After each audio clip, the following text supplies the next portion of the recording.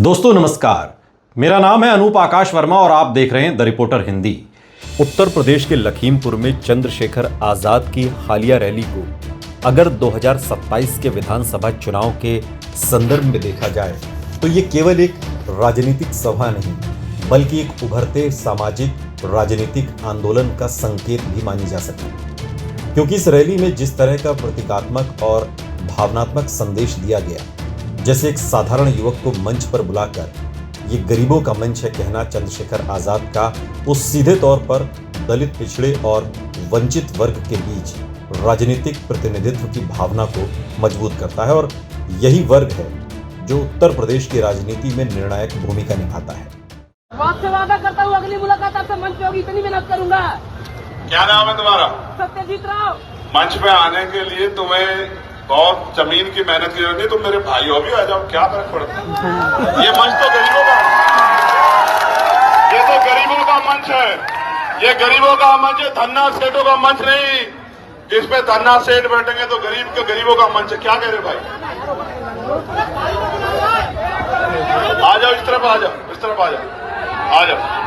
अच्छा, मैं आपके बीच से याद चाहता हूँ, समय कम है क्योंकि फ्लाइट भी पकड़नी है। एप्लीकेशन भेज दो, मैं ले लूंगा। अच्छा, वो एक एप्लीकेशन और सी देना यार, देना।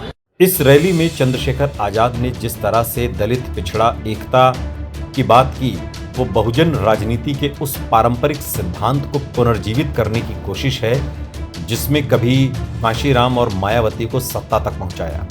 लेकिन वर्तमान समय में बीएसपी के कमजोर होने के बाद ये राजनीतिक स्पेस काफी हद तक खाली हो गया है, जिसे भरने की कोशिश चंद्रशेखर आजाद कर रहे हैं। लखीमपुर रैली में उनका सरकार पर हमला, खासकर ये कहना कि जब दलित पिछड़े नेताओं की ही नहीं सुनी जा रही तो आम जनता की क्या सुनी जाएगी, सीधे तौर पर शासन व्यवस्था में प्रतिनिधित्व और भागीदारी के सवाल को उठाता है, जो कि 2027 के चुनाव में एक बड़ा नैरेटिव बन सकता है, क्योंकि पिछले कुछ वर्षों में रोजगार, सामाजिक न्याय और कानून व्यवस्था जैसे मुद्दों पर असंतोष की चर्चा होती रही है। और खुद चंद्रशेखर आजाद ने भी कई मंचों से सरकार पर आरोप लगाया है कि पिछड़े वर्गों को अवसरों से वंचित किया जा रहा है।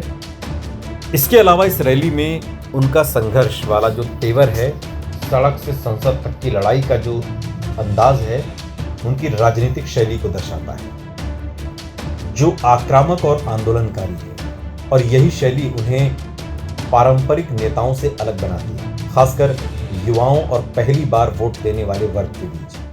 मुसलमानों की बात तो पीछे भी कर दो, मैं दलित पिछड़ों को समझाता हूं कि वोट आपका लेंगे और थप्पड़ भी आपको लगाएंगे, मेरी बात को आप याद रखें। और आज तक शायद कोई कार्रवाई नहीं हो पाई क्योंकि सरकार के मुख्यमंत्री के सजातीय लोगों का मामला है, तो फिर तो थप्पड़ दलित पिछड़ों को खाना ही पड़ेगा। वोट आपकी लेते हैं, वोट आपकी लेते हैं, दलित पिछड़ों की सरकार अपनी बनाते हैं और उस सरकार में आपके मंत्रियों को और आपके विधायकों को थप्पड़ मार मार के गाल सुझा देने का काम करते। ये है ये सरकार, जिस सरकार को आप कमजोर वर्गों की सरकार इनके कहे पे मानने लग जाते हैं।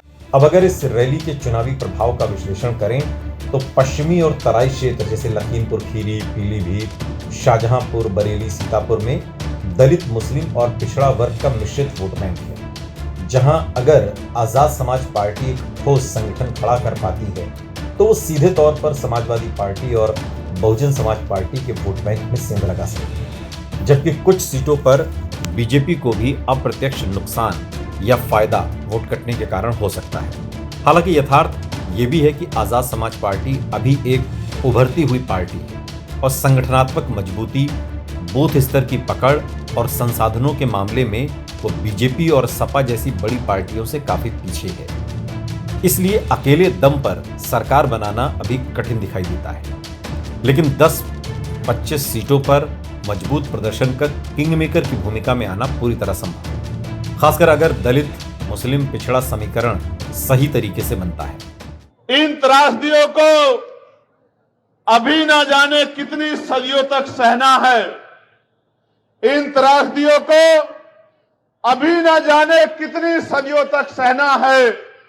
हौसला रखिए, वे तुम्हें जीने नहीं देंगे और हम तुम्हें मरने नहीं देंगे। मेरी बात को आप याद रखें।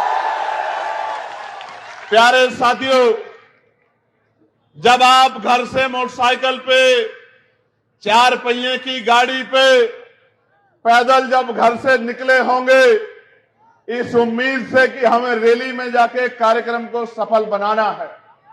इस रैली का एक और महत्वपूर्ण पहलू ये भी है कि चंद्रशेखर आजाद ने भावनात्मक राजनीति के साथ साथ सामाजिक सम्मान और राजनीतिक भागीदारी को जोड़ा, जो कि उत्तर प्रदेश की जातीय राजनीति में बेहद असरदार तत्व है, क्योंकि यहाँ चुनाव केवल विकास के मुद्दों पर नहीं बल्कि पहचान पर भी लड़ा जाता है।